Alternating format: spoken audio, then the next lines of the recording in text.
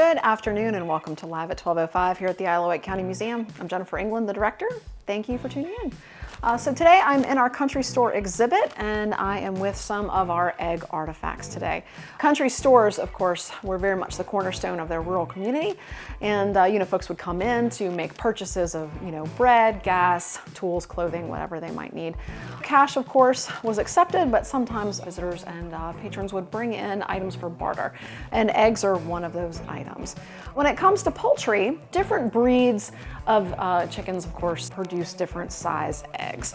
For example, today the Rhode Island Red will actually, those chickens will lay eggs, in the range of 54 grams, whereas a smaller bantam breed might lay an egg about 30 grams or so. So definitely a difference.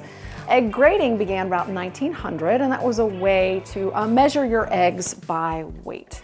I actually have a very small egg right here, very tiny, so probably more of a bantam breed. But of course, that way, if you were measuring them, you could therefore select the correct candidate for hatching later on. This grading system ensured consistency for quality when packaging and also for shipment. During World War I, the U.S. War Department purchased eggs in large quantities, and they paid based on the size and the weight, which kind of spurred the development and the need for egg scales. I have a couple of egg scales here today. By the 1920s, scales were really common tools for farmers and for retailers because it was recognized that graded eggs actually brought better prices. So again, we've got a couple of egg scales here. This one is an Acme egg grading scale. It was patented in 1924. You'll note that it's got 9 fins with numbers on them, so a heavier egg would lift more fins. Now again, this is a tiny egg and these are old scales, so most likely, our weight system is off. But so a heavier egg would depress that scale just a bit more. So early versions like this one were made of aluminum, and then we have this very circular oval-shaped egg cup where the egg goes for measurement. So the accuracy, of course, is going to be affected by friction, and as aluminum is very easily bent, this could change your readings. So, but aluminum, of course, doesn't rust, so that Acme egg scale had a longer life than a regular, say, a sheet metal egg scale. This in 1928 was going for approximately $3. But also have an Oaks Manufacturing Company egg scale. And this one's a little bit more colorful. And there are a couple of different metals in this one. It's not all aluminum. So same concept for weight, as of course the egg would depress the egg cup and then lift up the weight, be able to get a reading on how much that egg weighed.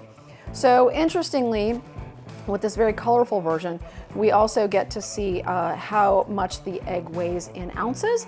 And then also up here, we have this colorful bit deciding whether or not it's a small, medium, large, or an extra large egg. By World War II, egg grading was crucial for ensuring food quality for military and civilians, and the U.S. government implemented stricter grading standards. Egg scales were really essential for accurately sorting and shipping and for consistent packaging. Speaking of packaging, I have a parcel post egg crate. This was for shipping eggs to consumers in cities. These were manufactured from about 1913 until about the 1950s. This one in particular is circa 1920. And so it's just kind of a lightweight metal that you could protect up to 6 dozen eggs inside, and then they would safely survive their journey through the mail. And on the front, we have 2 windows. The window on the left is for the address, whereas the window on the right is for your postage.